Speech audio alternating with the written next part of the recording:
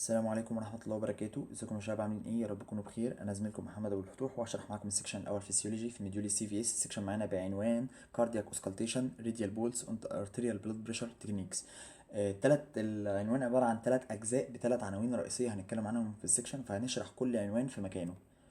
اول حاجة عايزك تدعي لزمايلنا اللي كانوا معانا في كلية الطب بنها ان ربنا يرحمهم ويغفر لهم ويسكنهم فسيح جناته، اللهم امين. تاني حاجة عايزك تفتكر دايما وكل اعماله فسيرى الله عملكم ورسوله هو المؤمنون. كل اللي عليك هو انك بتسعى وبتجتهد وبتذاكر وبتعمل اللي عليك، انت مش مطالب بأي حاجة اكتر من كده. كل اللي عليك هو انك تذاكر. اوبجكتيفز ايه هي العناوين اللي هتكلم عنها في المحاضره النهارده، وجي وقتها ان احنا نشرحها.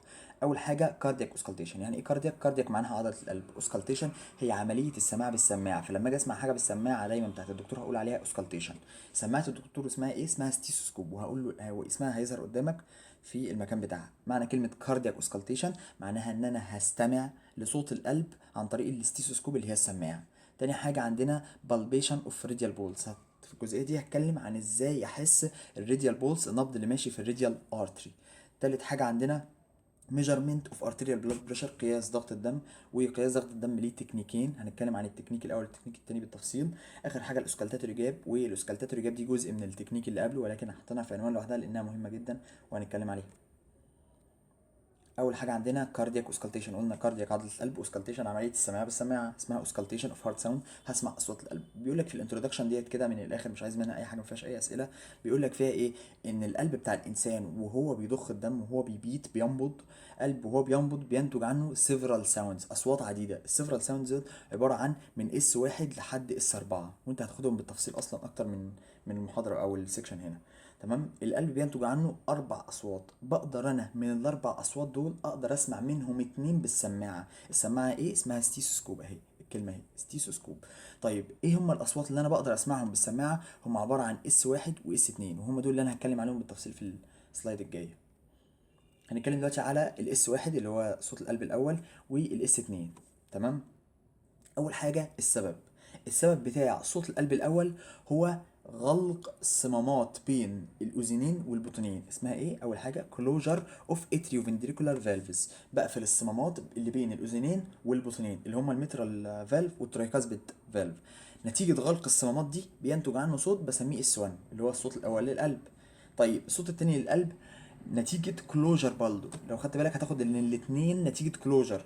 برضو الاس 2 نتيجة كلوجر اوف سيميليونر فالفز. معناها ايه؟ معناها نتيجة غلق الصمامات الهلالية. ايه هي الصمامات الهلالية اللي عندنا؟ اللي هو الاورتيك والبلمونري فالف اللي موجودين في الاورطة والبلمونري ارتري. تمام. دول كده الاس واحد والاس اتنين. لو عايزك تاخد بالك ان الاتنين نتيجة كلوجر، نتيجة قفل.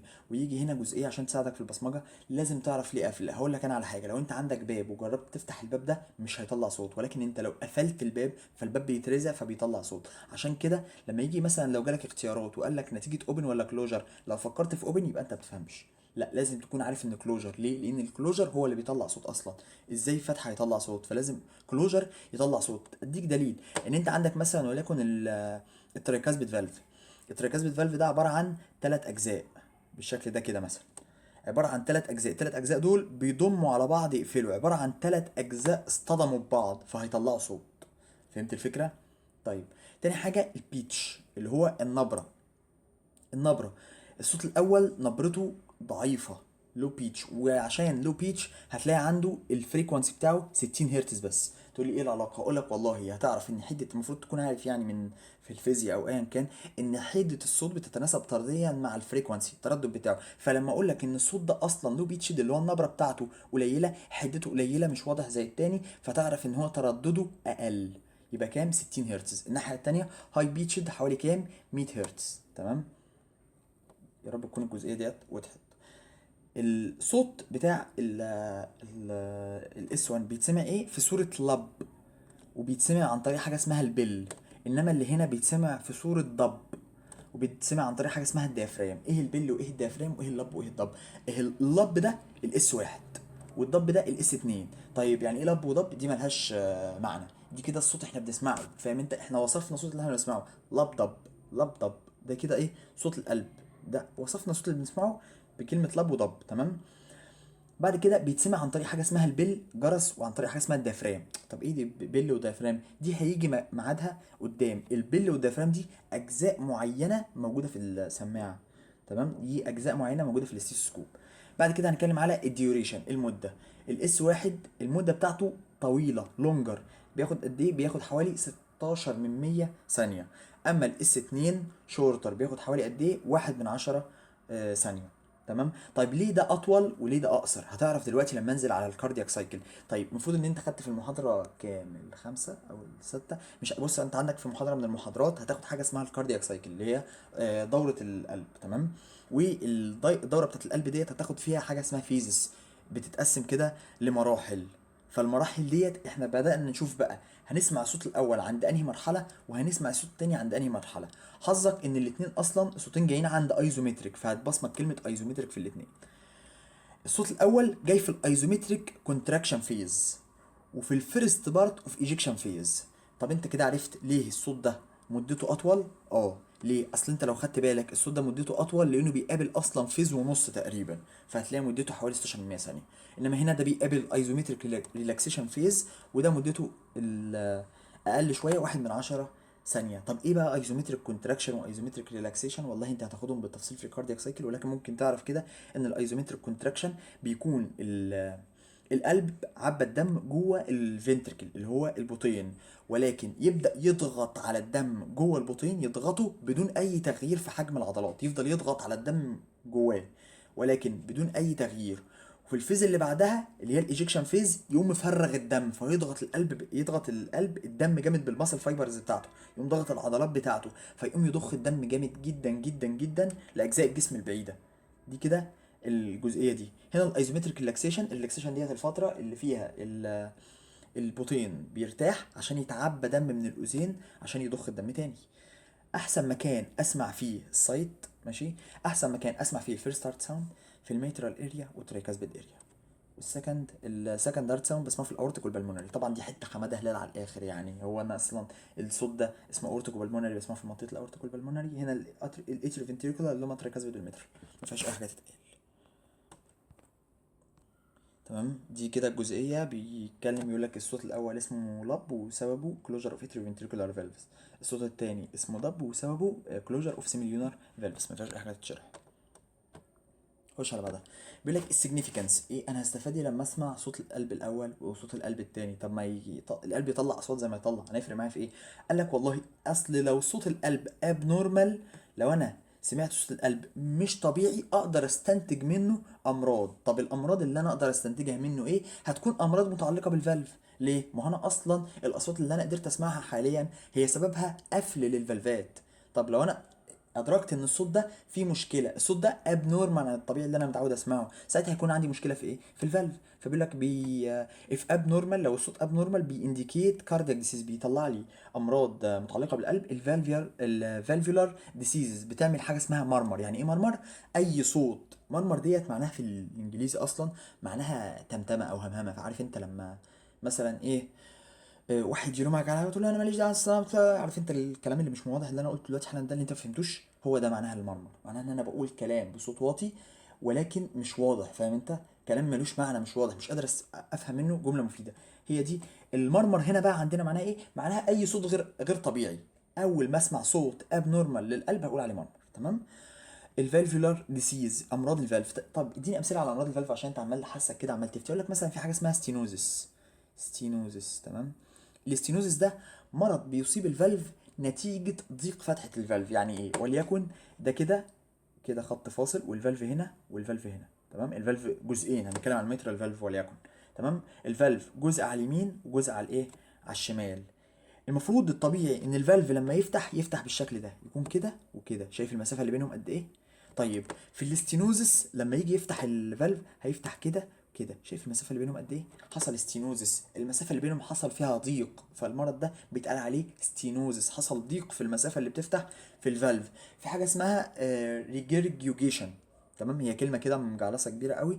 طيب دي برضو مرض من امراض الفالفات. سببها ايه؟ سببها والله ان الصمام لما جه يقفل، فدي حته تانية، لما جه الصمام يقفل في فتحه كده بينهم ما قدرش يقفل للاخر، قفل كده.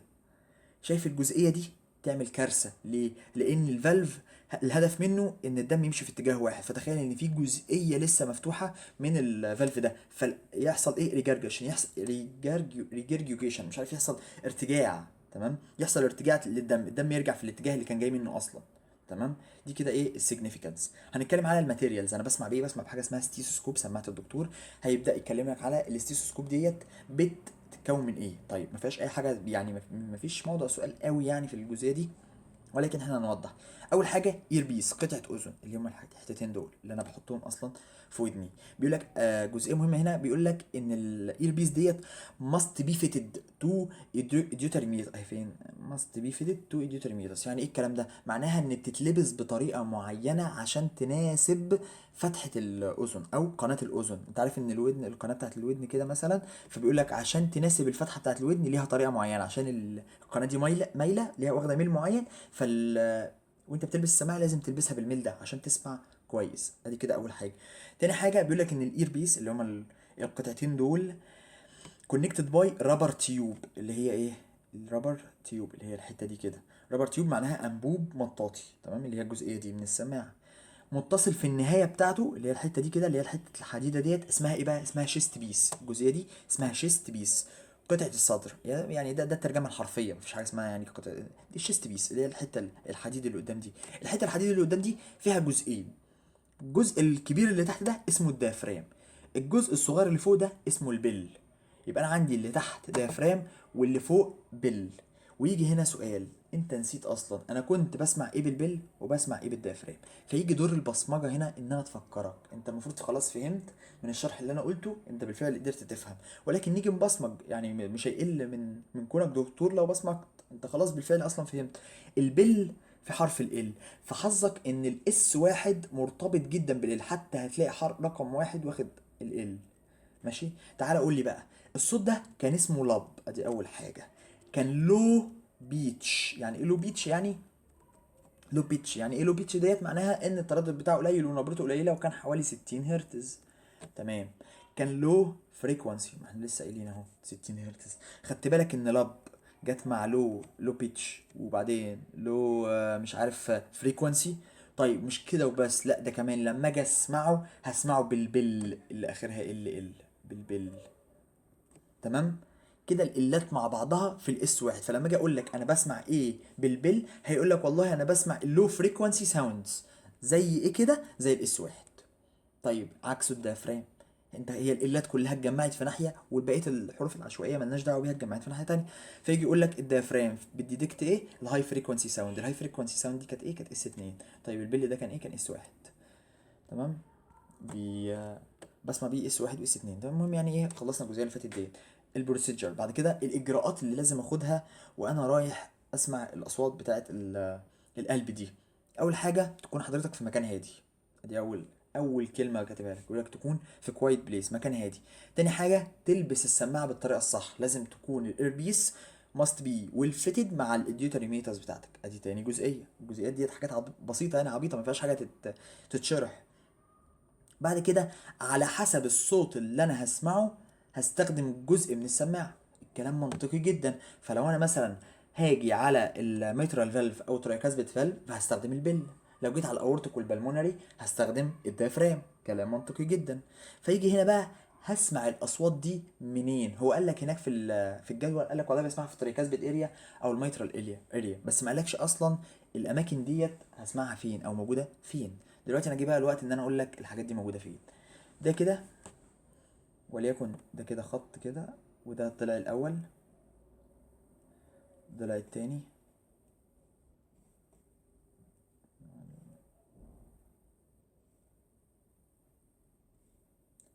طيب اللي في النص دي ايه دي؟ المفروض تكون عارف. في عظمه كده في النص اسمها ايه؟ اسمها ستيرنم، عظمه الايه؟ القص، هي الجزء اللي في النص ده. طيب دلوقتي انا عايز اسمع، قلت لك على حسب الحاجه اللي انا هسمعها هختار الجزء من السماعه. اذا الجزئيه ديت المفروض انت اصلا عارفها من الحته اللي قبلها. طيب انا هسمع اول حاجه هسمعها الاورت. عايز اسمع الاورتيك ساوند، هسمعه فين؟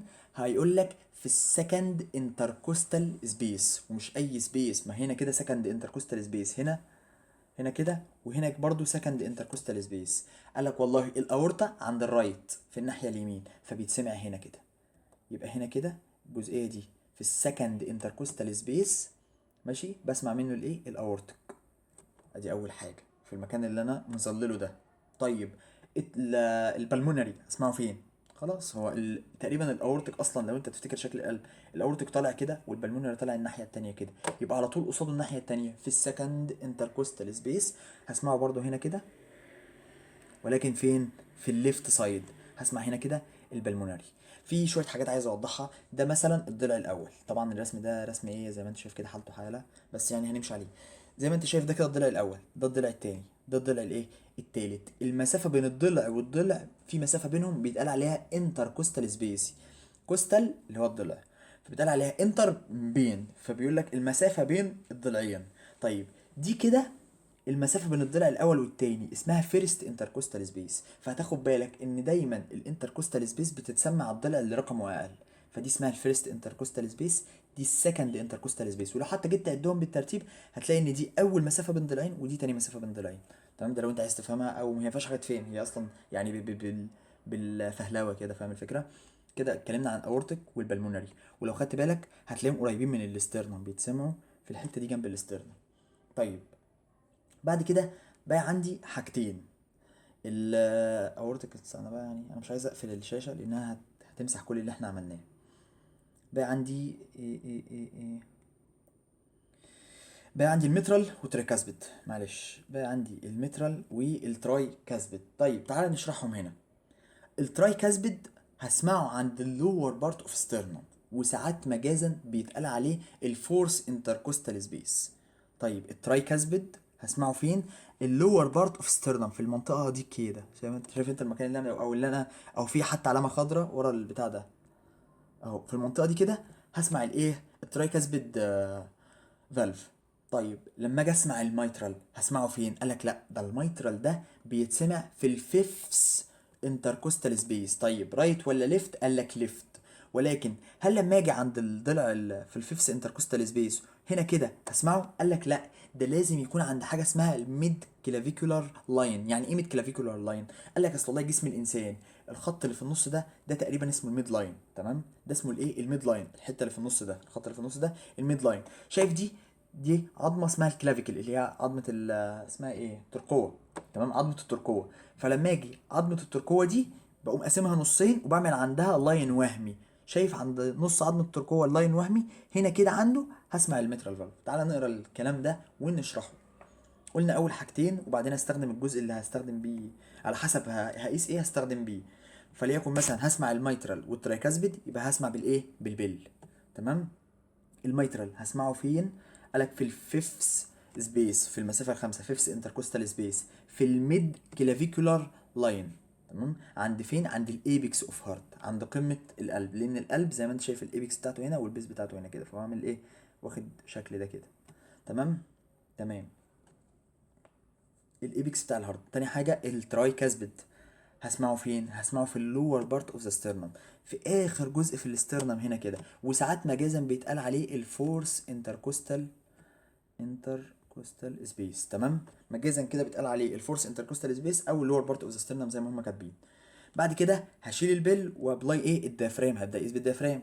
هقيس الاورتيك والبلمونري. الاورتيك موجود فين؟ في السكند رايت سبيس، قريب من الاسترنم يعني اهو. دي الاسترنم عند الخط ده كده اهو، في السكند سبيس قريب من الاسترنم. طيب البلمونري في السكند ليفت سبيس قريب برضه من الاسترنم هنا اهو. تمام؟ طيب انا عايز بس اوضح لك حاجه، ان هو بيقول لك هنا كده كلوز تو ستيرنم، مقصود بيه ان الاسترنم اهي جنبها على طول. ليه؟ عشان يميزها عن اللي انا هسمعها في الميد كلافيكولار لاين. فهمت الغرض من الكلمه ديت ليه؟ طيب نكمل بعد كده شرح. عرفنا كل حاجه بنسمعها فين. طيب ممكن نعمل مراجعه سريعه على الحته اللي فاتت. لما اجي اقول لك هنا كده الاورتيك، وهنا كده البلمونري، تحت هنا كده في نهايه الاسترنم هسمع التراي كاسبيد، وفي هنا كده هبدا اسمع الميترال. ده سكند وده سكند انتركوستال سبيس طبعا. ده في الرايت، ده ليفت. نفس الكلام هنا، ده في اللور بارت اوف ستيرنم. ده اخر حاجه في الفيفث انتركوستال سبيس. فين؟ عند الميد كلافيكولار لاين. بس. دي كده ملخص للي فات لو انت مش عايز اصلا تعمل بيه اي حاجه. نكمل كلامنا. بالبيشن اوف راديال بولز. ايه الراديال بولز ده؟ والله ده نبض كده بيبقى موجود فين؟ في الراديال ارتري اللي هو ماشي الناحيه دي ده. تمام. بيقول لك الديفينيشن بتاعه هو عباره عن ويف، موجه من الفنتريكولار كونتراكشن بتبروباجيت او سبريد، بتنتشر على طول جدار البلاد فيسلز. ايه معنى الكلام ده؟ قال لك والله لو انت اتفرجت حتى على فيلم بتاع هاكسو ريدج، ده فيلم حرب كده. فيلم هاكسو ريدج كان بيسأل الممرضة ايه الفرق بين الارتري والفين. قالت له والله وانت المفروض خدته اصلا في الاناتومي في المديول الاول.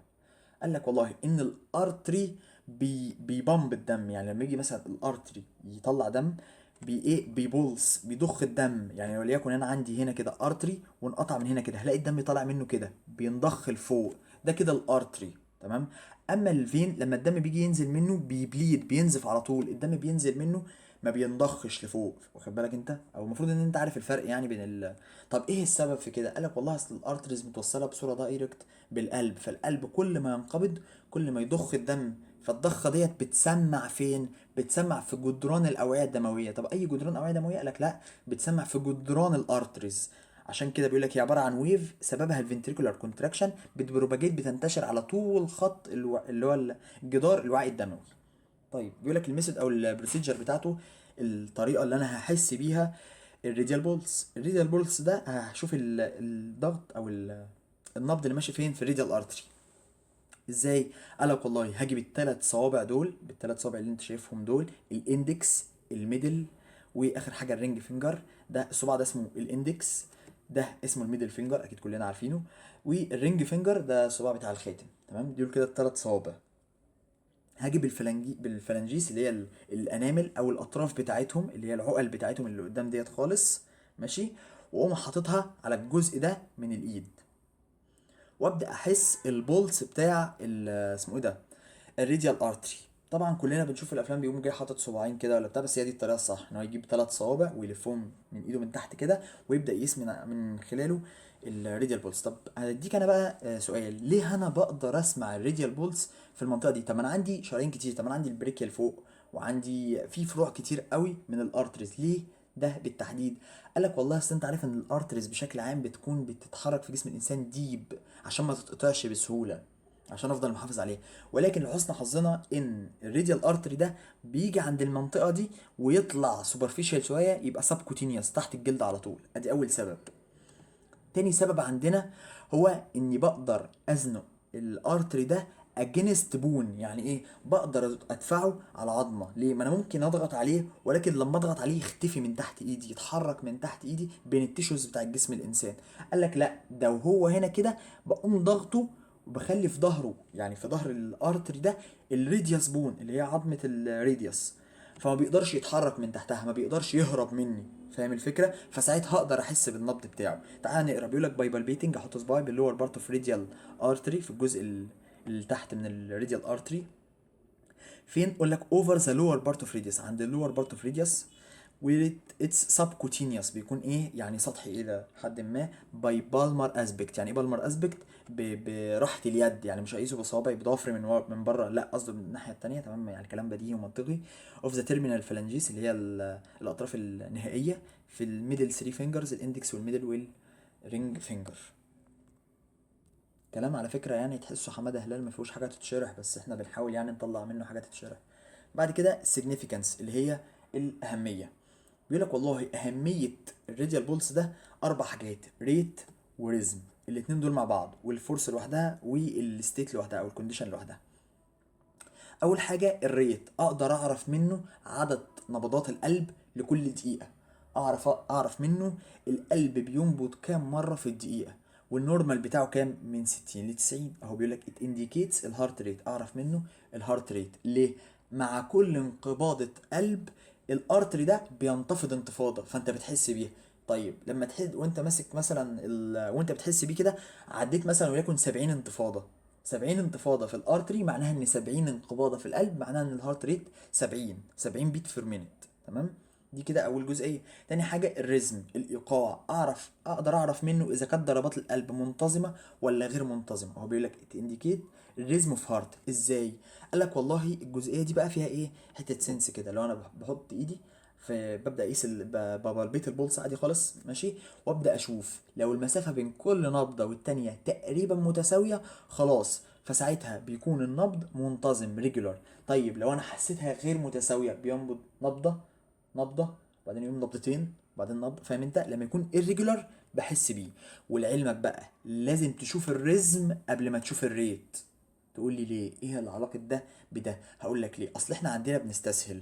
هو الريت عشان اقدر احسب عدد الضربات لازم يكون ايه؟ بير مينيت لمده 60 ثانيه، ولكن انت طبعا مش تفضل قاعد جنب المريض لمده 60 ثانيه تقعد تعد، ولو اتلخبطت في خلال ال 60 ثانيه معلش يا حاج ناولين ايدك تاني هنعد من الاول، مفيش الكلام ده. فبقوم انا جايب الريزم الاول بشوفه ريجولار ولا irregular. لو ريجولار يبقى منتظم، يبقى هشوف حوالي 10 ثواني واضرب في 6 او 15 ثانيه واضرب في 4، ساعتها هكون جبت الهارت ريت، بس انا اكون متاكد ان الريزم ريجولار. طيب لو الريزم irregular، لا ساعتها انا معلش اسف مضطر تقعد الدقيقه كامله عشان تعد ضربات القلب، لانه اصلا مش منتظم، فما تقدرش تحدده مثلا في خلال 10 ثواني تضرب في 6 او 15 واضرب، لا مفيش الكلام ده. تمام، دي كده جزئيه ليك. بعد كده الفورس، قوه الكونتراكشن. قال لك والله انا اقدر اعرف منه قوه انقباض القلب من خلال البولس ده. قال لك ازاي؟ قال لك هجيب الثلاث صوابع اللي انت شفتهم دول، تعالى كده نشوف الصوره اللي هنا. قال لك والله هجيب الثلاث صوابع زي ما انت شايفهم كده، واقوم جاي ضاغط بالصباع ده ضاغط جامد جدا جدا، لدرجه ان اعمل ايه؟ اوكلوجن، اقفله، اضغط عليه لدرجه ان اقفله، اوقف الدم هنا كده، بحيث ان الميدل فينجر والديستال فينجر ما يحسوش بيه اصلا، بحيث ان الصباعين دول ما يحسوش بالايه؟ بالنبض. فساعتها هكون اتاكدت ان انا قفلته، وعلى حسب القوه اللي انا هحتاجها لقفله هحدد على اساسها قوه الانقباض. فلو انا احتجت قوه طبيعيه عشان اقفله فساعتها الانقباض طبيعيه. طيب لو انا باقل باور عندي قفلته، لا ساعتها الانقباض ضعيف. طيب لو انا احتجت قوه اكبر من اللازم ان اقفله، ساعتها الانقباض هيكون قوي. طيب هل انا قادر فعلا اصلا اني احس حاجه زي كده؟ هو المنهج بيقول ان انا قادر، واكيد اللي يقدر يحس حاجه زي كده هيكون دكتور يعني خبير، مش واحد لسه بيدرس فيسيولوجي. فاهم الفكره؟ الفورس اكسترنال بريشر نيدد، هو معناه الضغط الخارجي اللي انا هحتاجه عشان اوكلود البلاد كومبليتلي، تمام، ان انا اقفل البلاد ارتري بشكل كامل.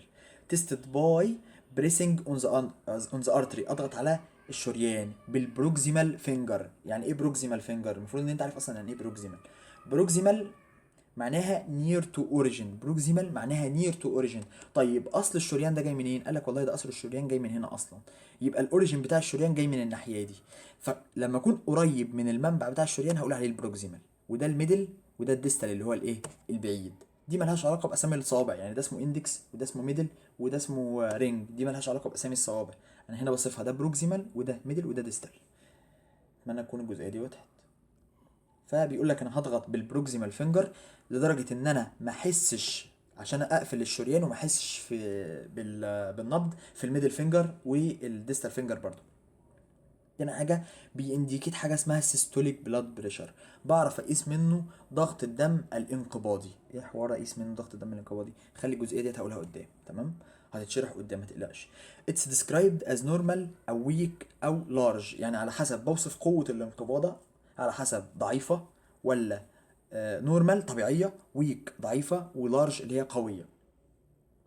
كونديشن اوف ارتيريال وول، اقدر اعرف منه حاله الشريان. يعني ايه؟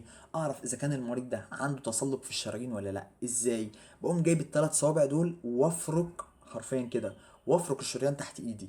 لو الشريان دخل لجوه مط معايا ساعتها يبقى يكون الشريان ده سليم، لان الشرايين تتميز بالالاستيستي بالمرونه.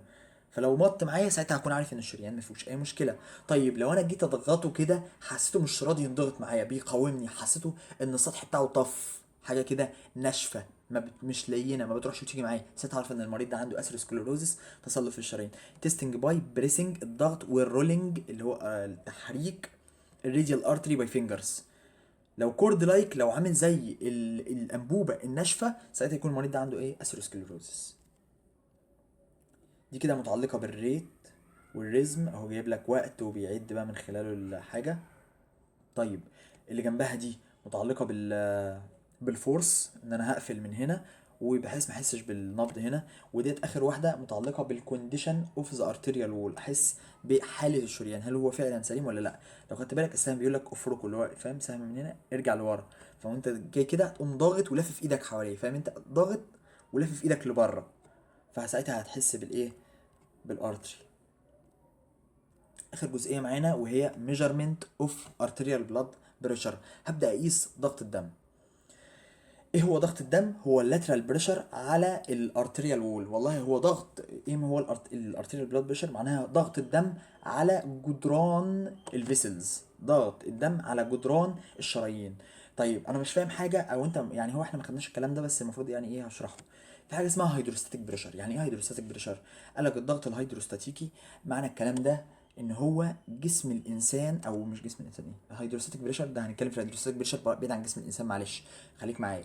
الضغط الهيدروستاتيكي معناها اي سائل داخل اناء، وليكن ده كوبايه ميه، اي سائل داخل اناء يؤثر على جدران الاناء ببريشر، بضغط. فالميه اللي جوه الاناء بتاثر على جدران الاناء ده بضغط في الجدران دي، زي ما انت شايف بتاثر على اليمين وعلى الشمال وتحت. اي جدار هي ملمساه فالميه بتاثر عليه بضغط. نفس الكلام الدم وهو ماشي جوه الشرايين بيأثر بضغط على الشرايين دي، بيبقى ضاغط على الناحيتين كده في الشرايين دي. كده معنى كلمة arterial blood pressure. فلما انا بقيس ضغط الدم بشوف الدم ده ضاغط على الشرايين بقوة مقدارها قد ايه. طيب بعد كده السيستوليك بلاد بريشر. كده فهمت الديفينيشن الاول. سيستوليك بلاد بريشر ضغط الدم الانقباضي، هو اقصى ضغط دم اقدر اقيسه. طب بقدر اقيسه امتى؟ اثناء الكونتراكشن بتاع الفنتركل. اقوى ضغط دم اقدر اقيسه في جسم الانسان هو ده السيستوليك. طيب اضعف ضغط دم اقدر اقيسه في جسم الانسان هو الدايستوليك، المينيمال بريشر. طيب وبيكون امتى؟ بيكون على طول قبل ما بيفور، او بيقول لك جاست بيفور فنتريكولار ايجكشن، قبل الكونتراكشن بتاع الفنتركل على طول اقدر اقيس اضعف ضغط دم موجود في جسم الانسان. طيب اعلى حاجه او النورمال بتاعه بيقول لك ايه؟ 120. وبيكون المفروض في الشكل الطبيعي اللي هو 120 80. فاهم انت اللي هو ايه ضغط الدم كام؟ 120 80، اللي هو سيستول دايستول، اقوى ضغط دم واقل ضغط دم. طيب النورمال رينج بتاعه كام؟ بيقول لك حوالي من 90 ل 150، وده من 60 ل 90. طول ما انت في الرينج ده فانت في السليم، مفيش اي مشكله. بين ال 60 و 90 برضه انت في السليم، مفيش اي مشكله.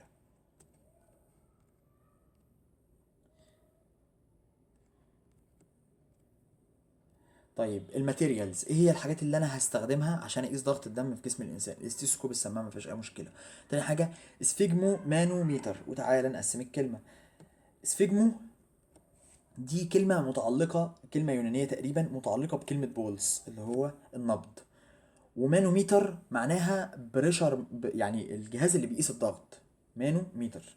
فسفيجمو مانوميتر هو جهاز قياس ضغط الدم. تمام، ده السفيجمو مانوميتر. السفيجمو مانوميتر هو عبارة عن جهاز روتيني بستخدمه في قياس الارتريال بلاد بريشر. بيتكون من حاجة اسمها كف، وهي عبارة عن رابر باج محوطة بكلوز انفلوب. يعني ايه؟ يعني متحوطة بقطعة قماش. هي الحاجة دي، عارف انت الحاجة اللي بتلفها على ايد العيان دي اسمها كف. وهي عبارة عن حقيبة مطاطية متغطية بايه؟ متغطية بقماش. كونكتد باي، متوصلة بيه اتنين تيوب. اول تيوب بتخرج من الحقيبة دي وتروح على الجهاز عشان اقيس بيه الضغط، عشان الارتفاع في الزئبق هنا يحدد لي القراية. تاني تيوب او تاني انبوبة بتخرج منها بتروح على البامب اللي هي الجزئية المنتفخة دي. فبيقول لك اول تيوب بتروح على الميركوري، على الميركوري مانوميتر. وتاني تيوب الانذر تيوب بتروح على الهاند اوبريتد بامب، اللي هي البامب اللي بمسكها في ايدي. البامب ديت فيها حاجه اسمها ايه؟ فالف.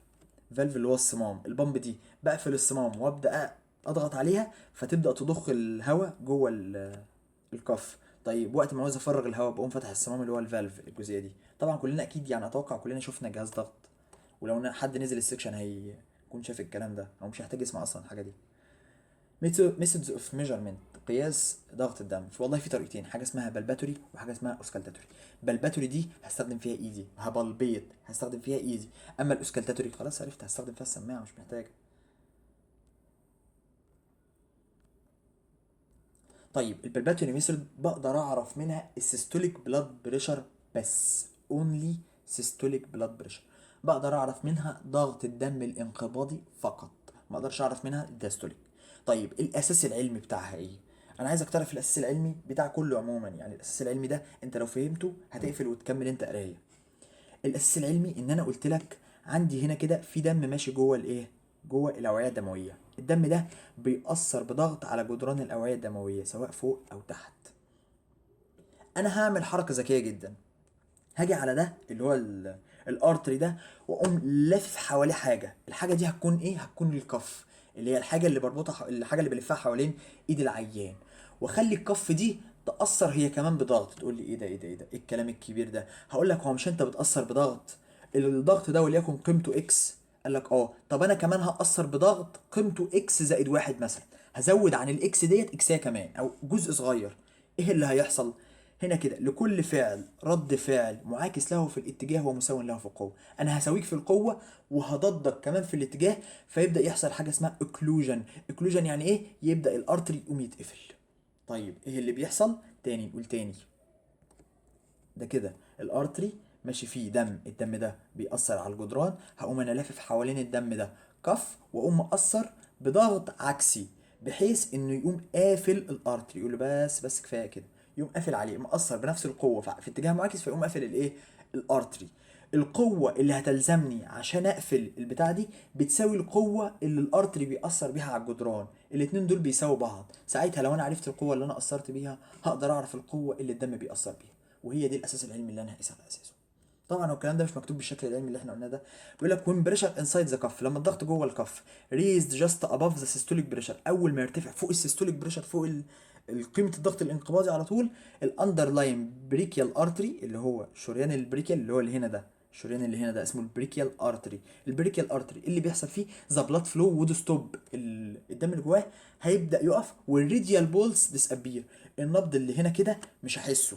دي كده الطريقه البلباتوري زي ما انت شايف، لافف الكف حوالين ايد العيان وحاطط ايدي هنا، عمال اضغط اضغط اضغط اضغط اضغط لحد ما يجي في مكان معين، هتقوم الكف قافله الشريان خلاص، الضغط بقى مساوي لضغط الدم الانقباضي، فيقوم البلس هنا ايه؟ يختفي. فهمت؟ ده كده الاساس الايه؟ العلمي. بيقول لك بقى الخطوات الستبس بتاعته ايه. قال لك اول حاجه الكف رابد فيرلي تايتلي، والله انا هربطها متوسطه، ولا هي قافله جامد على ايد العيان ولا هي اصلا مرخيه. ادي اول حاجه.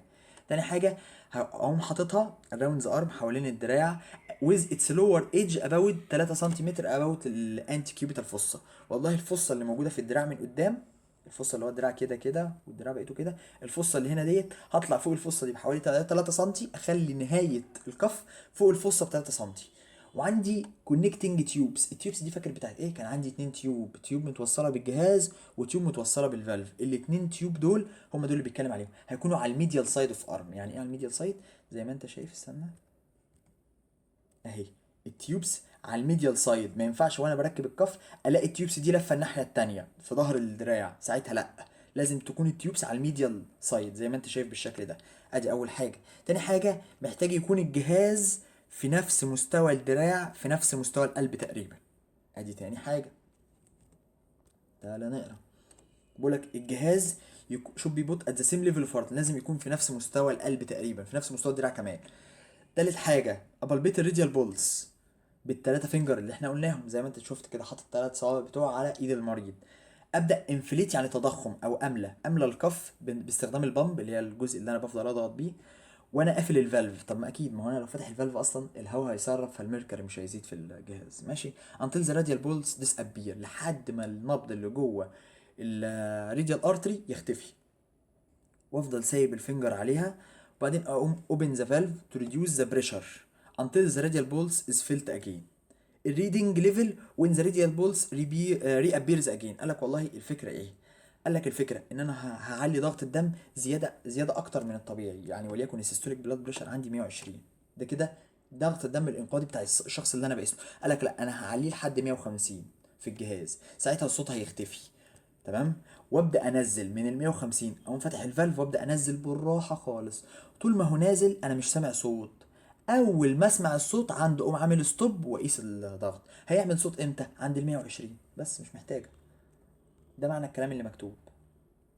بعد كده الاوسكالتاتوري ميثود، طريقه السماعه اللي هقيس بيها الاثنين، السيستول والدايستول. التانية دي كنت بقيس بيها السيستول بس، قالك لا دي بتقيس الاثنين، السيستول والدايستول. تمام. الاساس العلمي بتاعها ايه؟ احنا مش قلنا مره الاساس العلمي بتاع اسمه ايه ده؟ البلباتوري. تعال نشوف الاساس العلمي بتاع ده هيكون عامل ازاي. قال لك والله ده كده على فكره الاسس العلميه دي بشكل اساسي معتمد على الفيزياء، انت فاهم؟ انت لو حد كان جامد في الفيزياء وكده فهتلاقيه فاهم الكلام ده بسهوله. طيب لو ما كنت يعني على قدك شويه في الفيزياء مش هتكون فاهم الكلام ده قوي. طيب تعالى نفهم بقى. الاساس العلمي اللي هتكلم عليه هنا هو حاجه اسمها الستريم لاين. قال لك والله طول ما الدم ماشي في صوره مرتاحه في الارتري في الشريان، الدم ماشي مرتاح. فالدم ماشي في حاله سايلنت، الدم ماشي ساكت. ليه؟ قال لك والله بيتضخ بكميه مناسبه جوه وعاء مناسب على قده، فبيمشي هو ساكت، مفيش الدم ما بيتخانقش مع بعضه.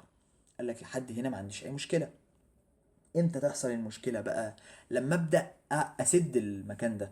فلما اجي يكون الدم ماشي كده تمام، هو ماشي ما عندوش اي مشكله، وقمت جاي ضاغط الشريان، فالشريان بقى كده، ساعتها الاجزاء دي محتاجه تعدي، فيبدا الدم يخبط في بعضه فيطلع اصوات.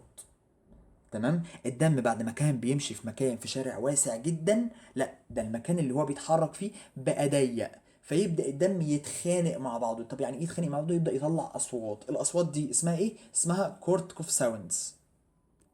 تعال نشوف ايه الاصوات دي. قال لك والله البلاد فلو في البريكيال ارتري يوجوالي ستريم لاين، ماشي في خطوط متوازيه. ولو خدت انت حاجه اسمها المواقع في ثانوي هتكون فاهم يعني ايه خطوط متوازيه، بتنزلق فوق بعضها في حاله سكون او حاله، يعني هما في حاله حركه ولكن في حاله سكوت مفيش اي صوت، بتكون سايلنت. قال لك which is silent. لو البريكيال ارتري partially constricted، يعني لو اتقفل بصوره جزئيه بالكف بتاعت السفيجمومانوميتر، ساعتها البلاد فلو هيبقى تيربيولنت، هيبقى معكر ويطلع اصوات يمكن سماعها. الاصوات دي اتقال عليها ايه؟ كورتكوفس ساوندز، اصوات كورتكوف. تمام. اللي من خلالها هقدر احدد البلاد بريشر. خمسه راحه كده. طيب هنكمل مع بعض الستبس او البروسيجر بتاع الاسكالتاتوري ميثود في قياس ضغط الدم. شايف انت اول ثلاث خطوات عندك دول نفس اللي احنا قلناهم هناك. قال لك اول حاجه اربط الكف، ما تكونش جامد قوي ولا سايبه قوي، ويكون حوالي 3 سم فوق الانتي كيوبيتال فوسا، وتكون متوصله والتيوبس تكون ميديال سايد. مفيش كل الكلام ده احنا قلناه قبل كده. ويكون والله الجهاز يكون في نفس الليفل تقريبا بتاع القلب، مفيش اي مشكله. ايه تاني؟ ويقول لك بعد كده بلبيت البريكيال ارتري في الانتي كيوبيتال فوسا وحط البل. لما يجي يقول لك في الاسكالتاتور ميثود احنا بنستخدم ايه؟ بنستخدم البل ده المفروض يعني، بس احنا ما بنستخدمش البل ولا حاجه. بس المفروض ان احنا لما نيجي في الاسكالتاتور ميثود نقيس ضغط الدم هنستخدم ايه؟ البل. هنلاحظ ان مفيش اي صوت بيتسمع، يعني اول ما هقوم رابط الكف بالراحه واقوم حاطط السماعه، هلاحظ ان مش سامع دم. هاجي انا بقى اللي اسالك ليه انا مش سامع اصوات الدم، هقول لك والله الدم ماشي باريحيه جوه الارتري بتاعه، مفيش حاجه مضايقاه، هيتخانق مع بعضه ليه؟ طب ما المسافه مكفياه ومرتاح، فساعتها ما بتسمعش دم. هقوم انا معلي 30 ملي زئبق فوق السيستوليك بلاد بريشر. فيجي يسالني سؤال، ايه ده انت بتهرج ولا ايه؟ هو ازاي هعلي 30 فوق السيستوليك؟ هو انا اعرف السيستوليك اصلا؟ هقول لك اه، ما انت المفروض اصلا بتقيس السيستول بالبلباتوري الاول. هل ده فرض او واجب؟ نعم. النعم ان انت المفروض تقيس بالطريقه البلباتوري الاول، تجيب منها السيستوليك وبعدين تجيب الدايستوليك بدي. طب ليه؟ هقول لك قدام وهتعرف في الاخر. هقوم معلي 30 فوق القيمه اللي انا طلعتها هناك، وليكن القيمه اللي انا طلعتها هناك 120. فهقوم واصل، هفضل اضغط اضغط اضغط لحد ما اوصل بالزئبق لحد كام؟ 150. ساعتها هسمع صوت؟ لا مش هسمع صوت. تقول لي ليه؟ هقول لك ما انا خلاص حضرتك اصلا قفلت الارتري تماما، الارتري الضغط بتاعه 120 حضرتك معصر عليه ب 150 فهو اتقفل، هل هتسمع صوت؟ لا. دي كده لحد هنا، لحد الجزئيه دي، ده كده اللي انا قلته. بعد كده هبدا اقلل البريشر، هبدا بدل ما كنت 150 ابدا افتح الفالف واقلل البريشر شويه، 140 130 120 وهكذا. الاصوات اللي هبدا اسمعها اسمها كروتوكوفس ساوندز، اسمها اصوات كروتوكوف، العالم اللي ايه اللي طلعها لنا. انا عايز من الاصوات دي زي ما انت شايف كده هم عباره عن اربع اصوات وفي الاخر بيختفوا، او خمس اصوات. انا عايز منهم اتنين وسيبك من الهري الباقي ده. تمام. ده بس توضيح لخطوات الاصوات، انما انا عايز منهم اتنين. اول حاجه بعد وانت نازل كده هتسمع كلير تيبنج ساوند. اول صوت هيقابلك هو صوت السيستول وانت مغمض. ليه؟ ما انا طول ما انا فوق ال 120 بكون قافل اصلا الارتري. اول ما اوصل لل 120 ساعتها الارتري هيبدا ينفتح. اول صوت هسمعه هيكون هو صوت الايه؟ صوت السيستول. حاجه منطقيه وبديهيه جدا. الصوت ده عباره عن ايه؟ كلير تابنج. يعني ايه كلير تابنج؟ عارف انت النقنقه؟ عارف انت تك تك تك تك؟ عارف انت النقنقه ديت؟ النقنقه ديت هتكون واضحه جدا بالنسبه لك. هو ده صوت السيستول، ما يشغلناش في حاجه. بعد كده الصوت هيبدا مرمرش، هيبدا يخش في ايه؟ في اصوات غير مفهومه. تبدا اصوات، عارف انت اصوات ايه؟ عارف انت يعني لعبكه كده، فاهم؟ انا مش عارف اوصفها لك ازاي، بس هي اصوات لعبكه. تمام. بعد كده يبدأ يظهر صوت زي السيستول تاني، كلير تيبنج، ويبدأ يزيد. وفي النهاية بعد ما امشي الخطوات دي، طول ما الاصوات دي بسمعها طول ما انا عمال انزل في الزئبق. هو بقى من 120 كده، 120 هسمع الكلير تيبنج بتاعت السيستول. وانا طول ما انا ماشي من ال 120 لحد ال 80 بتاع الدايستول هبدأ اسمع الاصوات دي عند مراحل ايه؟ مختلفة. سمعت المرمر وسمعت الكلير تيبنج مرة تانية، بالعكس ده كمان بدأ يزيد أقوى من المرة الأولى. بعد كده الساوند suddenly muffled. عارف يعني ايه muffled؟ الصوت يبدأ يتكتم جامد، الصوت يبدأ ينكتم. أول ما الصوت ينكتم كده أعرف إن ده الدايستوليك بلاد بريشر. وبعدين الاصوات كلها بتختفي ليه؟ لان الضغط اللي بقى مؤثر بقى ضعيف جدا، فتقريبا الارتري بقى مفتوح، فبيمشي فيه اسمه ايه ده، الدم مرتاح، فالاصوات بتختفي. فهمت الجزئيه؟ تعال نتكلم عن الواقع الحقيقي. تيجي تقول لي انا هعرف ازاي ان صوتك انكبت؟ هقول لك لا معلش، تعال اكلمك بقى عن عندنا احنا ايه اللي بيحصل. سيبك انت من كلام الكتب. هقول لك اول حاجه، احنا ما بنقيسش بالباتري اصلا في الاول. عندنا مفيش حد، عمرك ما هتنزل استقبال وتلاقي حد بيقيس بالباتري قبل اوسكالتاتوري. تمام؟ دي كده مبدئيا. تاني حاجه، لما اجي اقيس الاوسكالتاتوري بقيس ازاي، او انت هتقيس ازاي في البيت وتعرف منه ضغط الدم؟ سيبك من كلام الكتب ده. اول حاجه هتعلي ضغط الدم فوق جدا لحد ما الصوت يختفي تماما. هتوصل مثلا لحد 180 في الزئبق. تمام؟ عشان انت ما قستش بالباتوري فانت مش عارف، فتوصل مثلا لحد 180 وتبدا تنزل. وليكن هتسمع الصوت عند 110، هنبدا نغير الارقام. وليكن هتسمع الصوت عند 110، اول صوت هتسمعه هو ده السيستول. تمام؟ ده كلام بقى اللي هو الحقيقي. ده كده الصوت بتاع السيستول. هقوم منزل اكتر، فاتح الفالف. طول ما انا نازل وليكن مثلا عند 75 كده. عند 75 الصوت هيختفي. لما الصوت يختفي هو ده الدايستول. شفت؟ انا بريحك، بجيب معاك سكه. سيبك انت اللي يقول لك ايه، اصل المفرد ساوند الصوت المكتوم هو ده صوت الدايستول. مفيش الكلام ده. انا لما الصوت بيختفي بعرف ان ده بقى الدايستول. انا بجيب معاك يعني القياس من الاخر بيبقى ماشي ازاي، فاهم؟ انا ماليش دعوه باللي بيتقال هنا، انا بتكلم على اللي بيحصل عندنا. تمام؟ انا كده خلصت لحد هنا. باقي لي نوتايه تحت كده، كانت المفروض تتعمل في سلايدين ثلاثه لوحدها. يعني المفروض انا كان المفروض احطها لك، يعني بص، اكتبها لك على ورق واحطها على عتبه البيت. ايه هي؟ قال لك الاوسكالتاتوري ميثود هي اكتر، مور اكيوريت، هي اكثر دقه في قياس السيستول والدايستول، ولكن تستخدم is done after measuring systole by بالباتوري ميثود. لازم اقيس السيستول بالبلباتوري ميثود الاول. قال لك طب ليه الكلام ده؟ طب ما احنا ما بنعملش الحاجات دي، انت ليه بتقول لي الكلام ده؟ قال لك to avoid حاجه اسمها الاوسكالتاتوري جاب. ايه الاوسكالتاتوري جاب ده بقى؟ دي كارثه من كوارث الزمن. المشكله ان الكارثه دي بتحصل في السيفير هايبرتنسيف بيبول، والظاهره دي مميته، بتسبب موت على طول، ما بتهزرش. ايه هي؟ هقول لك. وانت طالع بالضغط الدم بتاعك، هيجي مثلا وانت بتسمع هيجي توصل لحد 190 والصوت يختفي. صوت الدم هو اصلا مبقاش مسموع، بتاع لحد 190 كده، فالصوت يختفي. تمام؟ تقول ان ده السيستول، وتبدأ تنزل مثلا وليكن لحد ال 80. وليكن لا، اول حاجه ده كده الصوت اختفى. تمام؟ ده مش السيستول، معلش، ده انا اللي اتلخبطت. انا هعلى بالبتاع لحد 190، بالظبط لحد 190. الصوت مش مسموع عشان انا قافل الشريان اصلا. هنزل بيه لحد وليكن 150. فال 150 هبدأ اسمع صوت، يبقى ده السيستول. تمام؟ وانا نازل من 150 الصوت هيختفي وليكن مثلا عند 90، فهعرف ان ده الدايستول. يبقى انا كده معايا سيستول ومعايا دايستول. يقول لك ان القرايه دي قرايه خاطئه. يا عم قرايه خاطئه ليه؟ قال لك والله اصل في حاجه اسمها اوسكالتاتوري جاب، او بيتقال عليها السايلنت جاب، الثغره الصامته. الثغره الصامته دي قال لك ايه؟ قال لك ساعات الدم بيجي عند ال 190 كده ويسكت، مع ان ضغط الدم اعلى من 190 بكتير. تقول لي نعم، هو في بني ادم ضغط الدم عنده ممكن يوصل ل 220؟ اقول لك اه. ضغط الدم في ناس عندها سيفير هايبرتنشن، عندها ضغط دم عالي ولكن حالات قصيره جدا بيكون فوق ال 220. فلما اجي اقيس عند 190 اقول له يا حاج، يجي الراجل يسالني اقول له والله يا حاج انت ضغطك عالي بس مش قوي بالنسبه لسنك، فانت كده تمام. يقعد كلها نص ساعه ساعه والشخص ده يموت. يموت ليه يا عم؟ قال لك والله الضغط العالي ده في ارتري اللي رايح للبرين ما استحملش الضغط ده يا باشا، قام انفجر. هو مش عمال ياثر على على اجناب الوول بتاعه بتاع الارتري، قام انفجر البتاع ده فيقوم الانسان يموت. تمام. ده بيحصل، بيحصل، بس احنا ملناش ايه، ملناش دعوه يعني، ما تشغلش دماغك. انا بقول لك ليه، عشان كده بنقيس بالباتوري الاول. البالباتوري بيديك السيستول وبيتفادى الاوسكالتاتوري جاب. تمام. عشان كده بنقيس الاول بالباتوري وبعدين اوسكالتاتوري، ولكن احنا عندنا مساج الكلام ده. اهو بيقول لك ايه، بيأفويد حاجه اسمها الاوسكالتاتوري جاب. دي اهم نقطه واهم جزئيه في اللي انا شرحته اصلا في السكشن كله، لان هو بيسيب كل حاجه ويجي يمسك في الحته دي.